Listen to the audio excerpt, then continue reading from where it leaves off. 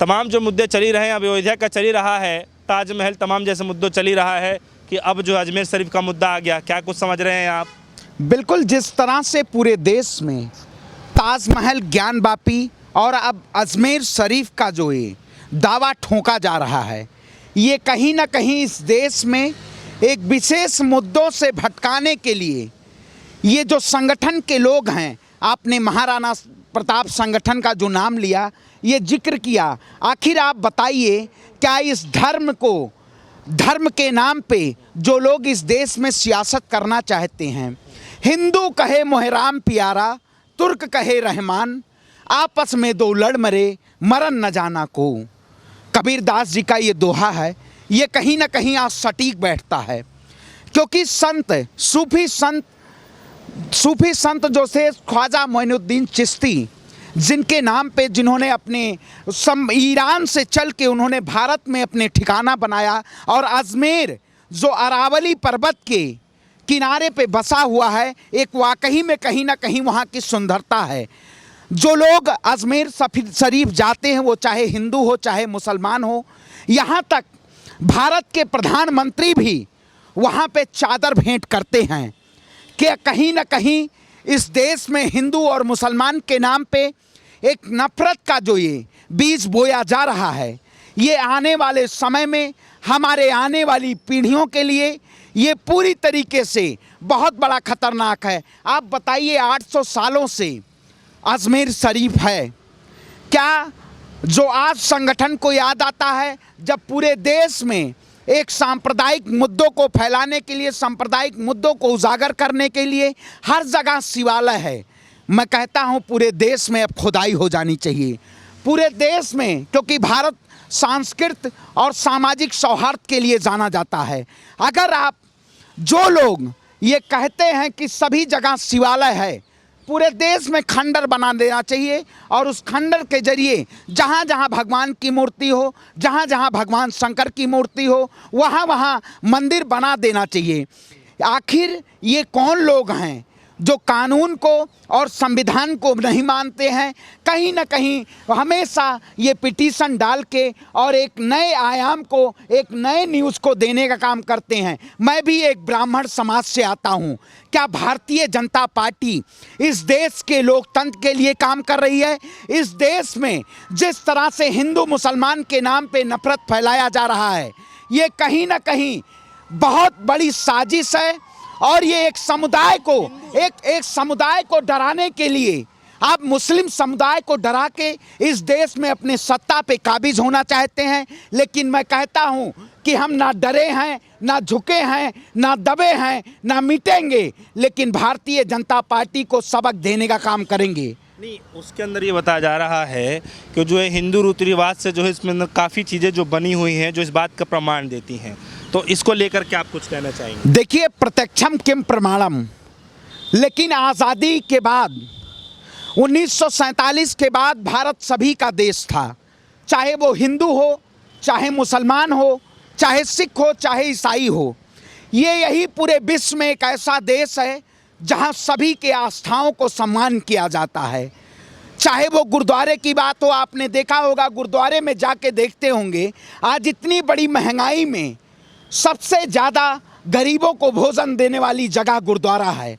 आखिर क्या कल लोग अगर गुरुद्वारों के लिए अपनी पिटीशन डालने लगेंगे, गिरजाघर के लिए पिटीशन डालने लगेंगे, अगर मुद्दों से ये सरकार शायद मुद्दों पे बात करेगी। बिल्कुल, आप देख रहे होंगे ज्ञानवापी के बाद ताजमहल, और ताजमहल के बाद जिस तरह से अजमेर शरीफ का मुद्दा आया है। पृथ्वीराज चौहान 11वें अंतिम शासक थे अजमेर के, आखिर हिंदू हृदय सम्राट कहे जाते थे। लेकिन जब ख्वाजा मोइनुद्दीन चिश्ती, जब वहाँ के इन्होंने पेड़ के नीचे जो सूफी संत के नाम से जाने जाते थे, जब उन्होंने अपना ठिकाना बनाया, तो उन्होंने हिंदू हृदय सम्राट पृथ्वीराज चौहान ने विरोध नहीं किया था। लेकिन आखिर ये जो हिंदू के नाम पे हिंदू हितैषी अपने आप को बताते हैं, ये वाकई में सच में हिंदुओं के लिए नहीं काम करते हैं। ये हिंदुओं को व्यापार बना के हिंदुओं के नाम पे अपनी रोजी रोटी, अपनी सत्ता बचाने के लिए ये कहीं ना कहीं हिंदुओं का उपयोग कर रहे हैं। मैं कहता हूं, आखिर इस देश का हिंदू सबसे ज़्यादा बहुसंख्यक है और आप उसी हिंदू को डराने का काम करते हैं कि देश का हिंदू खतरे में है। लेकिन सरकार ये हिंदू मुसलमान मंदिर मस्जिद के नाम पे हमारे देश के युवाओं को भटकाना चाहती है, जबकि भारत युवाओं का देश है। मैं युवाओं से कहना चाहता हूं कि आप भारतीय जनता पार्टी के षड्यंत्रों में मत आइए।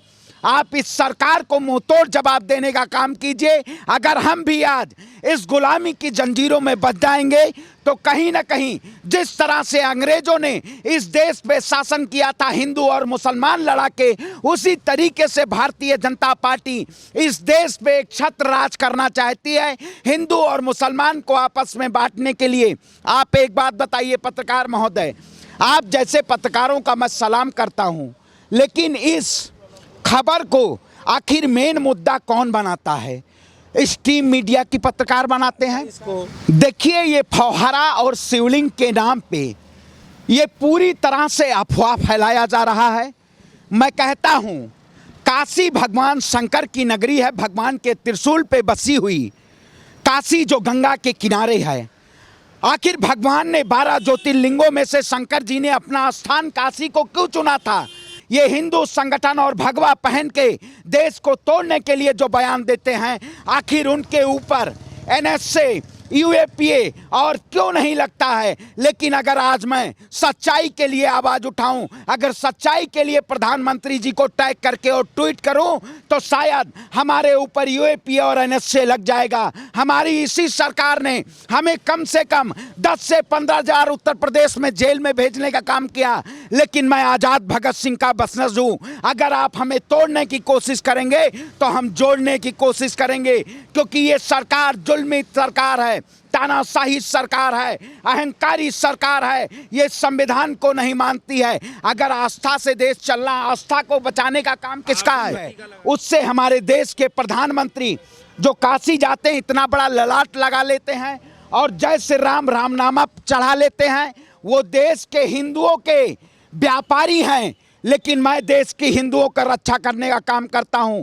अगर हमारे हिंदू भाई के ऊपर, अगर हमारे मुसलमान भाई को अगर इस देश की सरकार लड़ाने का काम करेगी तो कहीं ना कहीं करेंगे, लेकिन इस देश में नफरत की राजनीति नहीं होने देंगे। आज हमारे आवाज को जरूरत है। अगर हमारी भारत माँ को कोई अगर बेचने की कोशिश करेगा, हमारी भारत माँ के साथ कोई गद्दारी करेगा, तो हम उसके खिलाफ आवाज उठाने का काम करेंगे।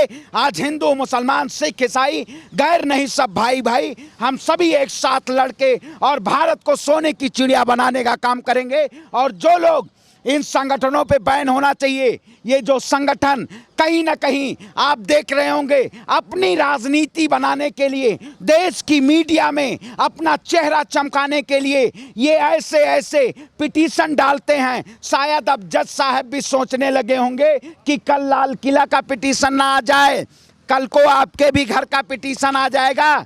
कोई भगवा पहन के और चंदन लगा के कहेगा कि आपके घर के नीचे मंदिर और मस्जिद है। आखिर मंदिर और मस्जिद के लिए किसका काम है? मंदिर का काम है पंडित का और मस्जिद का काम है मौलवियों का। लेकिन ये सरकार मंदिर और मस्जिद के मुद्दों को ही भुनाना चाहती है। लेकिन हम इस सरकार को चुनौती देते हैं कि अब इस देश में नफरत की राजनीति नहीं होगी, अब जोड़ों की राजनीति होगी। चलिए।